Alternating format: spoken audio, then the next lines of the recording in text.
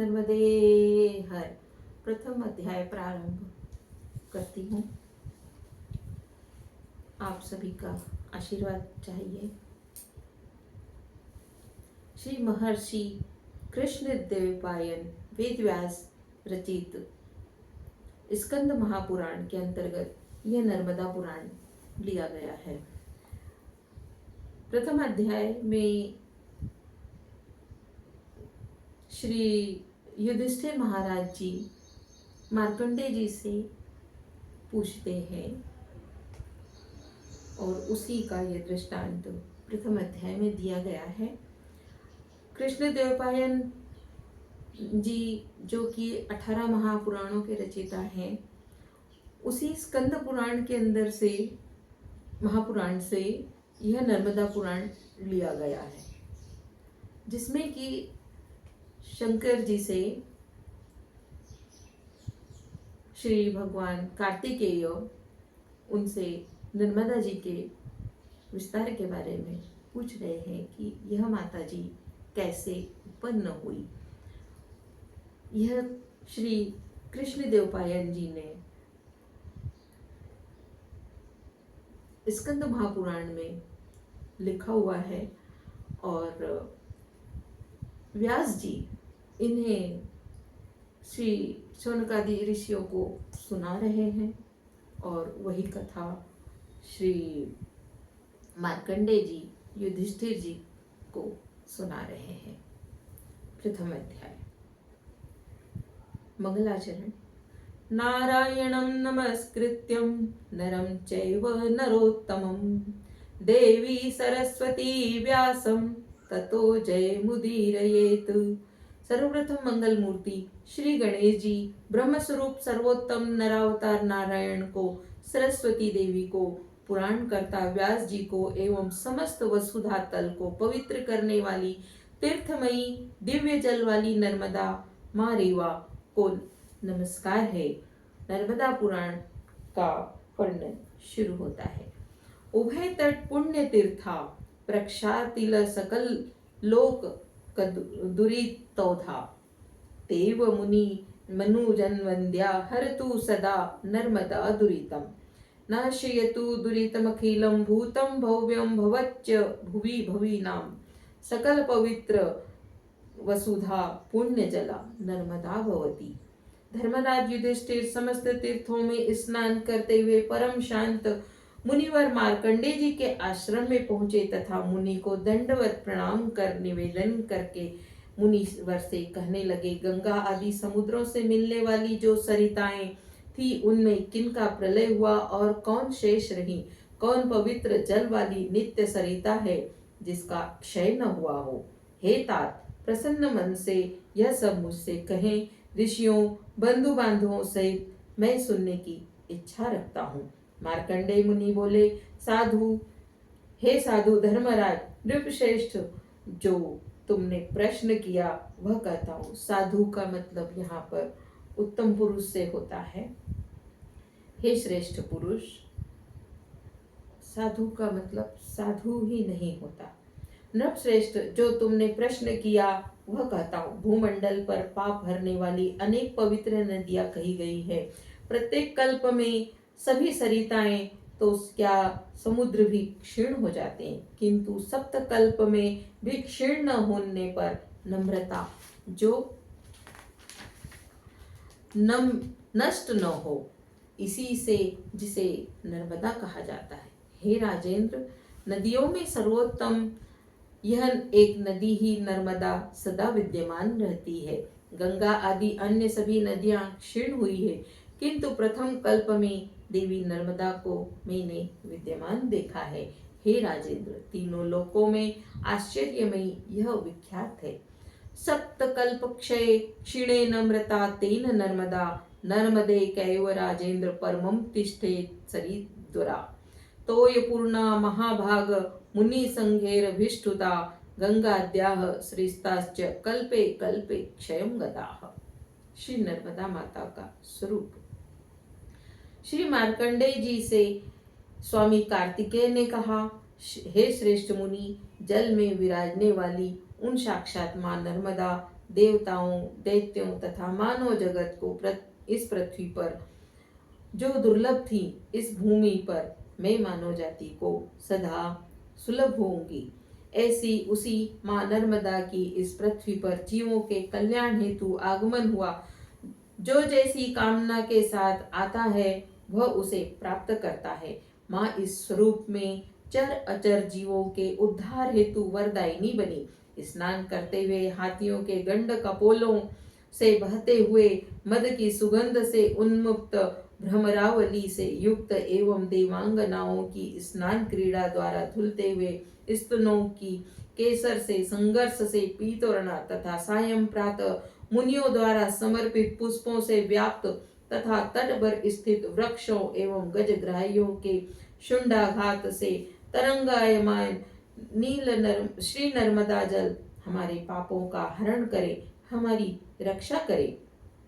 मार्कंडेय जी बोले, एक बार सिद्ध गंधर्वों से सेवित यक्ष एवं विद्याधरों से व्याप्त अनेक प्रकार के देवगणों से युक्त रमणीक हिमालय के शिखर पर ब्रह्मा विष्णु सब देवताओं सहित कार्तिकेय नंदी गणेश एवं नवग्रहों सहित चंद्रमा सूर्य ध्रुव मंडल के सभी देवता नर्मदा को नमस्कार कर प्रार्थना कर रहे थे। तभी वरुण कुबेर यम इंद्र तथा गंधर्वों के सहित सभी गण दर्शन कर प्रणाम करते हुए ब्रह्मा मातृगणा और तपोमूर्ति ऋषि मुनि चंद्र एवं भृंगी सहित पहुँचे। दानव असुर दैत्य पिशाच भूत राक्षस आदि सब लोग कोटि सूर्य के समान प्रकाश रूपी तेज को देख माँ को प्रणाम करने लगे। उन्हें देखा वहां नर्मदा तट पर लगे कदम्ब फूल के वृक्षों से जल सुंदर लग रहा है। अभिष्ट फलदायक पनडुब्बी के झुंड शोभा बढ़ा रहे हैं। साधक सिद्ध और योगी तीन लोकों में पवित्र नर्मदा का यशगान कर रहे हैं। माता पार्वती जी महादेवी जी सहित अपने पुत्र कार्तिकेय से बोली कि हमें उस मृत्यु लोक में जो गंगा यमुना सरस्वती कावेरी तथा पूज्य नदी नदों का वर्णन वह कहो। सर्वप्रथम उस पुण्य सलीला नर्मदा का वर्णन करो। तब स्वामी कार्तिकेय ने अपने पिता महादेव जी की स्तुति की और कहा कि आप तीनों लोकों के रक्षक व पिनाक को धारण कर मुंडमाला पहने जगत पिता स्वरूप माता पार्वती के सहित अर्धनारीश्वर जिनका जगत के प्रत्येक जीवों में वास है, ऐसे पिता आपको मेरा बारंबार नमस्कार है। श्री शौनक जी श्री सूत जी महाराज से बोले, हे सर्वपूजित धर्म की निपुणता आप में जानता हूँ। पवित्र अमृतमयी कथा के आप वक्ता हैं। आप ही व्यास जी के परम शिष्य हैं, जिन्होंने 18 पुराणों का व्यास अर्थात विस्तार करके रचना की। आपसे धर्म और तीर्थ की महिमा में सुनना चाहता हूँ। तीर्थ बहुत हैं, उन्हें हमने देखा है। ब्रह्मा से संबंध रखने वाली दिव्य नदी सरस्वती तथा भगवान विष्णु की पवित्र सुरसरी गंगा भी सुनी, किंतु भगवान शंकर की तीसरी नदी कभी भी नहीं सुनी। इसलिए हे महाबाहो, जो देव परिणित देव वृंद से अभिवंदित तीर्थ समुदाय से परिष्कृत है, उसे आप मुझसे कहें। श्री नर्मदा जी किसी प्रदेश में स्थित है। श्री भगवान शंकर से कैसे उत्पन्न हुई, उनके निकट जो तीर्थ हैं उनका विस्तार से वर्णन करो। श्री सूत जी बोले, हे कुलपति, आपने अति सुंदर प्रश्न किए। तब शौनक जी से नर्मदा चरित्र जो पवित्र कलिकशु नाशक कहा जाता है तथा जो महर्षि व्यास के 18 पुराणों के अंतर्गत व्यास जी द्वारा 18 पुराण उपपुराण वेद उपवेद आयुर्वेद धनुर्वेद गंधर्व तथा अर्थशास्त्र और वेदांग शिक्षा कल्प निरुक्त व्याकरण छंद और ज्योतिष आदि विभाग किए गए हैं। 18 पुराणों के वक्ता श्री व्यास जी महाराज हैं। यथावत उन 18 पुराणों का मैं वर्णन करता हूँ, जिनके सुनने से धर्म और वायु की वृद्धि होती है।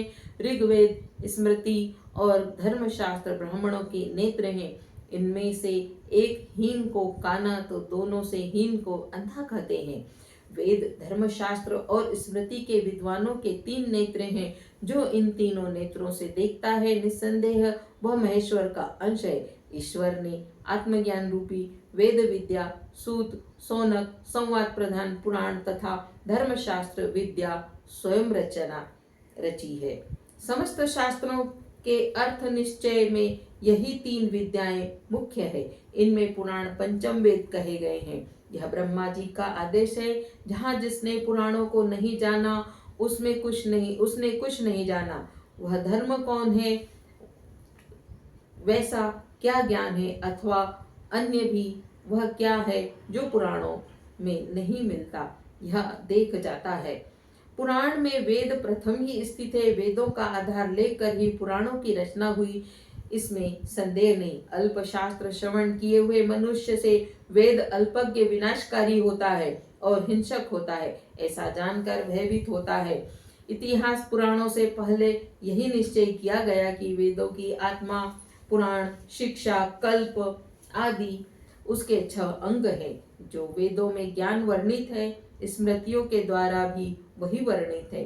वेद और स्मृति में जो ज्ञान बताया गया है वही पुराणों में भी कहा गया है। ब्रह्मा के समस्त शास्त्रों में पुराण को प्रथम स्थान मिला है। इसके पश्चात ब्रह्मा के मुख से वेद निकले हैं। हे मुनिवर, इस कल्प में पुराण एक ही था। देवश्रेष्ठ ब्रह्मा ने धर्म, अर्थ एवं काम के साधन पुण्यप्रद 100 करोड़ विस्तार से विस्तृत इस पुराण का चिंतन कर उसे मुनियों से कहा। उनसे पुराणों एवं सर्व शास्त्रों का प्रचार हुआ। समय के प्रभाव से पुराण के प्रचार को मंद देखकर भगवान स्वयं व्यास मुनि के रूप में लेकर पुराण का विस्तार तथा प्रचार करते हुए पुनः युग युग में उसे संकुचित करते गए।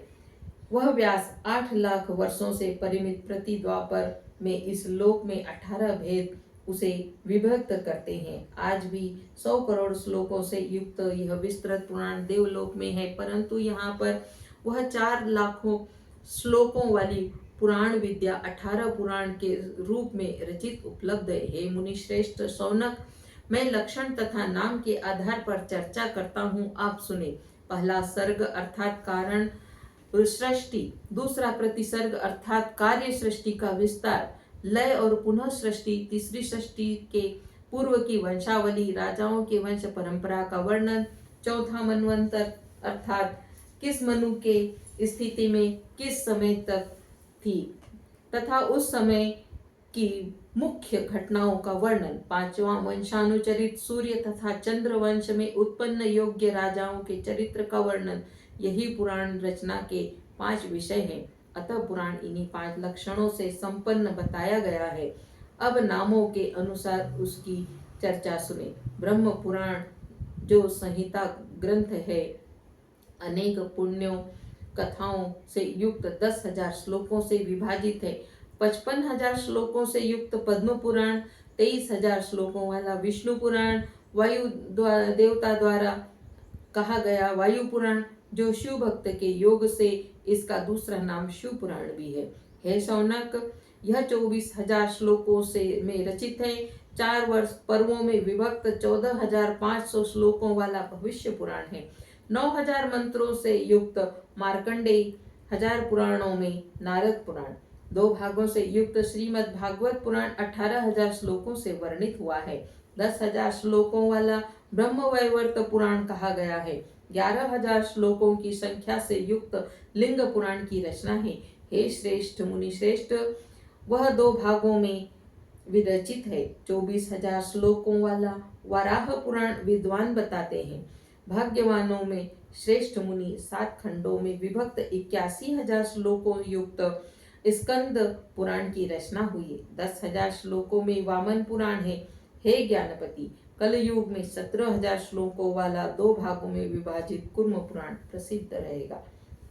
14,000 श्लोकों वाला मत्स्य पुराण मनु के लिए कहा गया है। 2 भागों में विभक्त 18,000 श्लोकों से युक्त ब्रह्मांड पुराण है। गरुड़ पुराण की रचना हुई है। ये 18 महापुराण कहे जाते हैं।